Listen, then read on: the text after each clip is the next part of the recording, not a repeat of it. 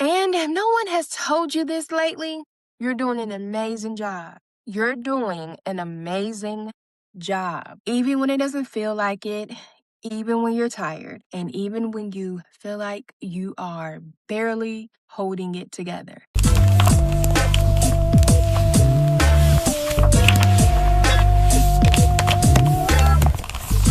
Hey, Bookie, welcome back to the Shantae Diaries entry 4. If you watched part 1, okay, of this series, then you know we talked about the physical stuff, the stuff no one tells us about being a woman. And I got quite a few comments, and you guys told me about your experiences. Listen, this is good to know that we're not alone. So, thank you so much to everyone who dropped a comment. I appreciate you so much.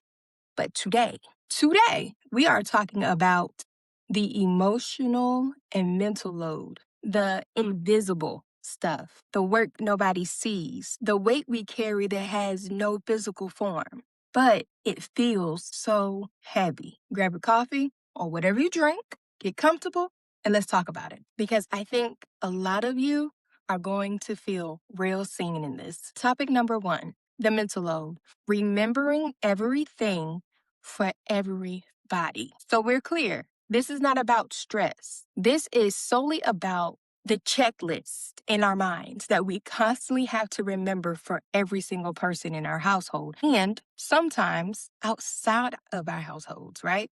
So your mom, your wife, you got your husband, you have your children. If you have several children, individual checklist for them, right? Then you have your pets, if you have pets, and if you have parents or siblings, grandparents that you may take care of. Like the list can go on and on and on and on and on and on and on, and on, right? No one talks about these things. We don't talk about the mental load that comes with having or being, I should say, not having, being a woman. Some women may not take on this stuff, but I really feel like this truly is something that women, especially ones who already have to care for someone, like if you're single, you may not gravitate to it as much, but if you are married or have children, you're probably one of the women that kind of just fall into, I got to make sure he has this, I gotta make sure the kids have that. Let me make sure my grandmother remembered to take her medication. Oh, let me check on my mom. It's literally, oh, January, and we're already thinking, I wonder who's gonna do this Thanksgiving. Or I wonder if we're gonna travel back this way for Christmas. Like, girl, you know how many months that is away? But because we're women, we are constantly thinking. The crazy part is no one asked us to do it. No one else asked us to do it. So really, this mental load we put on ourselves. But let's be so for real. If we don't do it, it don't get done. That's why we do it. If we felt like things would get done and we didn't have to do it and we could just rest in knowing that it'd get done, we wouldn't have the mental load. I'm saying, are y'all listening? Do y'all agree? I'm just saying, give me something, okay? Because I know it ain't just me. For me personally, it's everything, right? It's not even just one area, it's everything. It's bills, it's kids, it's make sure my grandparents are okay. It's making sure, I check in with my parents. It's checking on my siblings. It's all the things all the time. And I didn't have to mention my husband because y'all already know, like, he is clearly in the mix, right? But it's constant, it's all the time. And it's tiring. And so my husband is like, oh, yeah, when is this? Or did we ever dot, dot, dot? And of course I know the answer because it lives rent free in my brain. So he doesn't carry the load because he knows I'm going to. Yeah, I'm giving that look. Here's the thing. This labor, there's no award for it. It's literally invisible labor. Nobody notices it. Nobody acknowledges it. You don't get credit for remembering that this thing that could have been a total disaster had you forgotten it. You just do it constantly in the background of everything else that you got going on. And I hate to make a gender thing, but It kind of is. Because in most households, even the partnerships where both parties work, the woman still carries the mental load. We're the ones remembering, we're the ones planning, we're the ones that keep it all together. And listen, let's talk about trying to explain this to someone who doesn't experience it. They're like, oh, just make a list. If it was as simple as just making a list, baby, the list would have been done, done, done, done, done. Okay? But making a list does not take away the thought. It's still in my mind. I'm still thinking, constantly thinking. If I made a list, baby, it'll be never ending because if that was the case, there would be no reason for it to be in my mind. I'm just saying, there's always something. We're always trying to remember this, boom, boom, boom. Because once we check one thing off, there's like a sub right under that for something. And it's like, I wonder what it feels like to have a reset and it just be clear. Like, I don't even know if women will know how to live without constant thoughts. Like if it was just empty. You know what I'm saying? For those of you who watch SpongeBob, y'all remember that episode when I think it was Squidward was like running him. Only think of this, only think of this. I think it was the restaurant episode. To be a good server, do this, only think this. And then he went into like overdrive or whatever. And they showed us the inside of his brain. And it was like filing cabinet after filing cabinet after filing cabinet. That's us. That's us. I don't have a solution for this, but I did feel like it should be acknowledged because it is work, constant, exhausting work. And if you're going through it right now, which I'm sure you probably are, just know that I see you. Keep pushing, okay? Because I'm sad too. Next topic. Topic number 2, the isolation. Even when you're surrounded by people, let's talk about it. Let's talk about how isolating womanhood or even motherhood can feel even when you are surrounded by a lot of people. It can be coworkers, it can be your kids, it can be your family, it can be anything. And you still feel alone. You can literally be surrounded 24/7 and still feel alone. Nobody prepared me for this. But let me tell you why this happens. It happens because you're always giving. You're always giving your time, your energy, right? Someone always has questions, needs something, requests something. You're just always needed. But let's be so for real. Who's asking how you are? Who is checking in on your mental health? Who is noticing that you're struggling? It's one thing for, someone to just say, "Hey girl, how you doing?" And then the conversation turns into something totally different because it was just something nice to ask. Not because they care. You know what I'm saying? Or you know what? Let me rephrase that. Care enough to really hear that there's something wrong or that you really just need a break or whatever the case may be. Because we talk to people all the time and we start conversations with, "Hey girl, I hope you're well," or "Hey, how you doing?" But then it turns into, "Oh well, I was calling because I got tea. Dot dot dot." Or I was calling because I was wondering if you can do such and such for me. Or I was calling because I was wondering if I can borrow $15. Right? But now it's like, well, I guess sure, yeah. Because even though you're already tired, exhausted, like beside yourself, or whatever the case is, now you don't even feel like they have the capacity to fully hear or deal with what you have going on. So now you're taking on more because you just want to be helpful or you want to be a listening ear for them. For me personally, I have had seasons where I had people around. Literally, I have had people around and it was still hard. it was still hard to show up. For instance, I know this is a big one for probably a lot of people, but when you have a baby, everyone seems to think that having the baby when they want to have the baby is helpful to you. When the reality is not always that.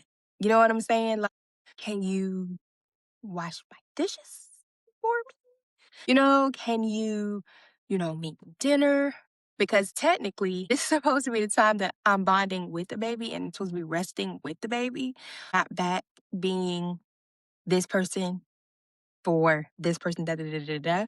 And that can be really tiring. The other part of that I kind of mentioned a little bit was have the baby when I need you to have the baby, right? People, and I know they don't always think like, it's a big deal, but sometimes it is, like you're like, oh, well, I'll get the baby when, I want to get the baby. No one asks, like, hey, when's a good time? Have you showered today? Can I get the baby so you can shower? Can I get the baby so you can take a nap?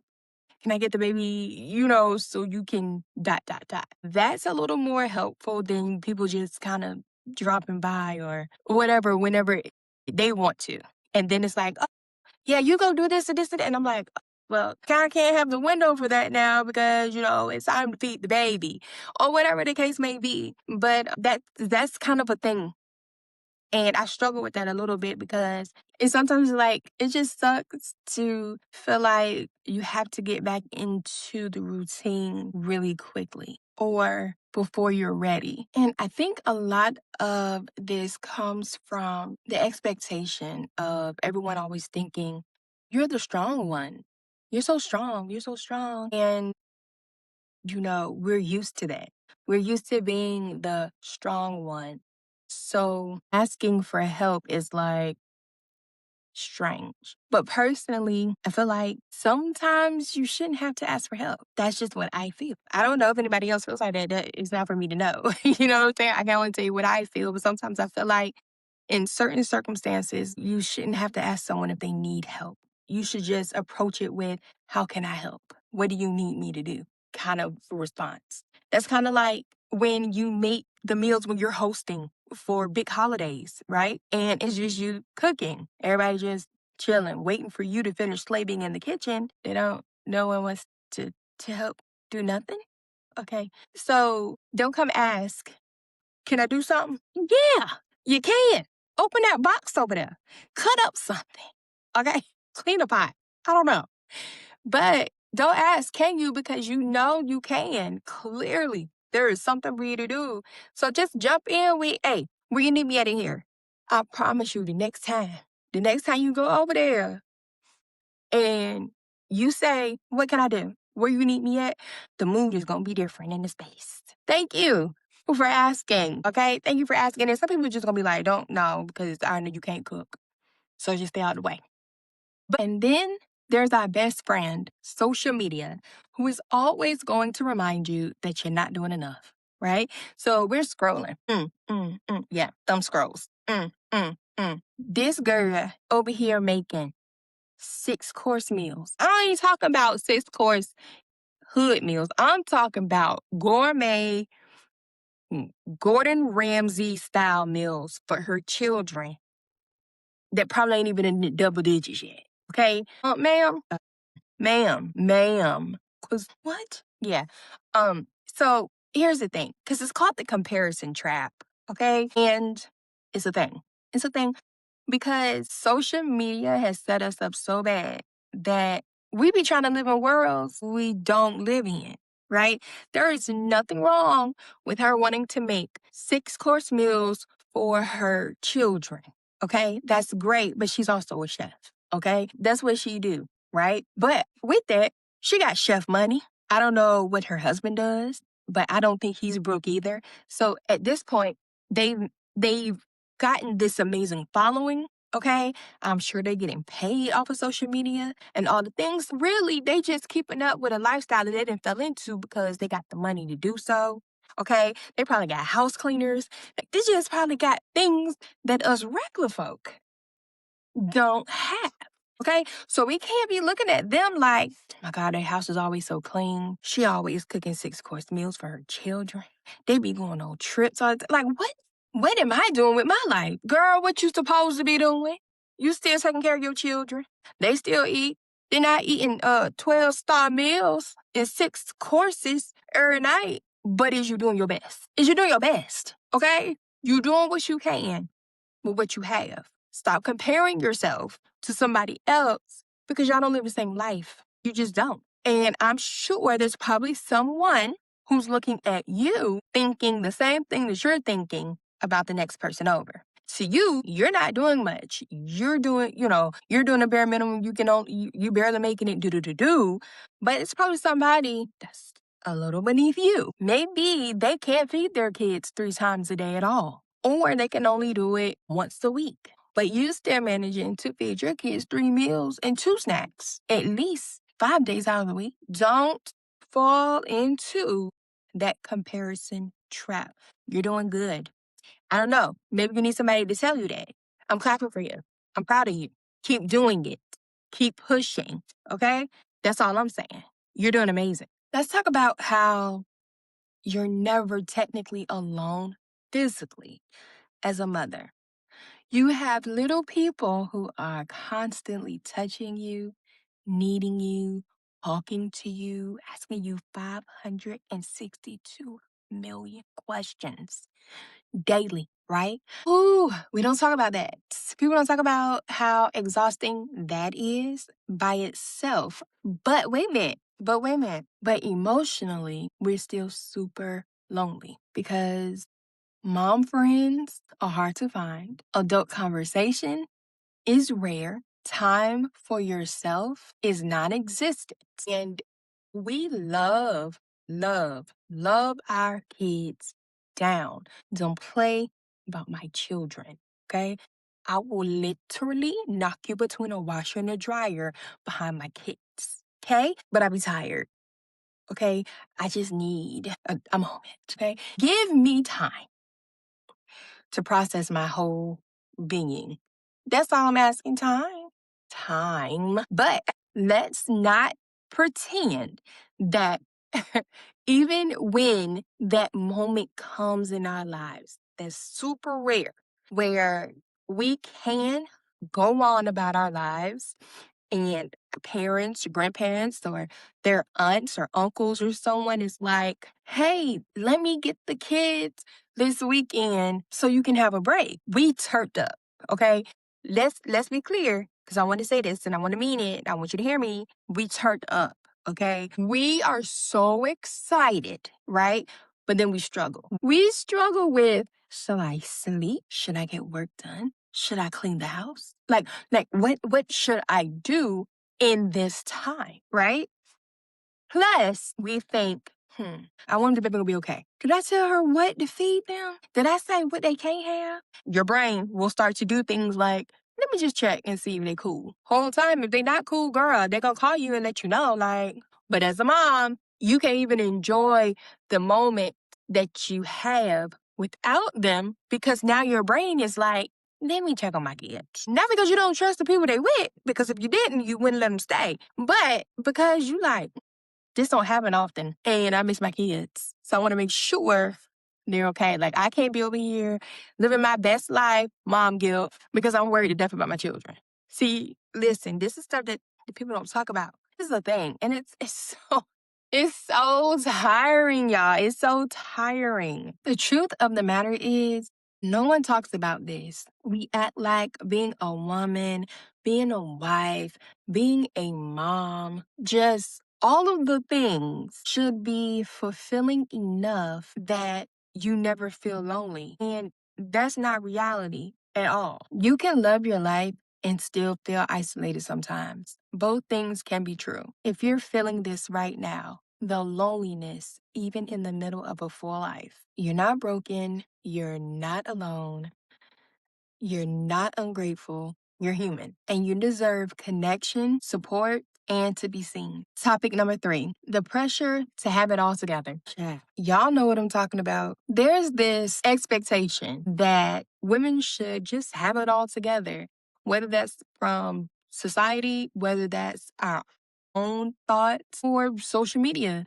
The house should be clean. The kids should be well behaved. You should look put together.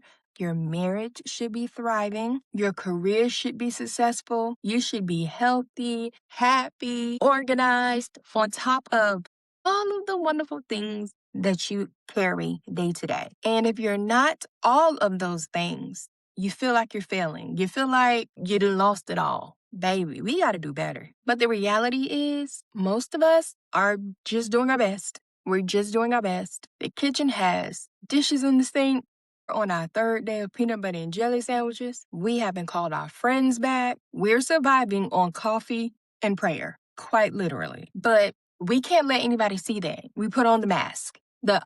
Everything's so good. We show up looking like we have it all together, even when we're screaming in the inside. I can't tell you how many times, how many times I have put on that smile and said, I'm good, thank you. You sure? Yeah, I'm cool. Everything's going, I'm just trusting the Lord. Because while I am trusting the Lord, I'm still struggling. I'm still struggling. That's just the truth of the matter. I mean, struggling. Okay? I don't mean, oh no, I don't have enough money to get my nails done this week. I mean, real struggle. Okay? Real struggle. I'm not detailing none of that right now, but real struggle. I'll say that. And honestly, it's exhausting because you're not just dealing with life being hard, you're also performing, I'm fine, for everyone else around you. You're hiding the struggle or keeping up with parents. You are making sure no one knows that you cried in the car this morning. Listen, that's a thing. That's a thing. Sometimes I wonder how I still have tear ducts. How are they not dried out? Someone explain, okay? Because at this point, I should probably be a scientific phenom. Is that the word? Is that the word? I don't know. But yeah, I should be some kind of special scientific experiment because how do I still have wet tear ducts? Because the amount of tears that I have cried is absurd, okay? Absurd. And at some point, you just can't. You can't keep it up. The mask slips. And then you feel guilty for not being able to keep it up. It's truly a terrible cycle. Here's what I'm going to tell you. You don't have to have it all together. Actually, you'll never have it all together. Some areas of your life will be thriving, while other areas will feel like a disaster zone. And honestly, that's just how it works. You're not going to be thriving in every area all the time at the same time. The goal isn't perfection. The goal is survival. And if you're going to be so for real, some days the goal is just to make it through. That's the accomplishment. Topic number 4. You can still be strong and need help. This is something I'm still processing. I'm still trying to get into it. Okay? I'm still trying to get into it. But the truth of the matter is, you can be strong, still need help.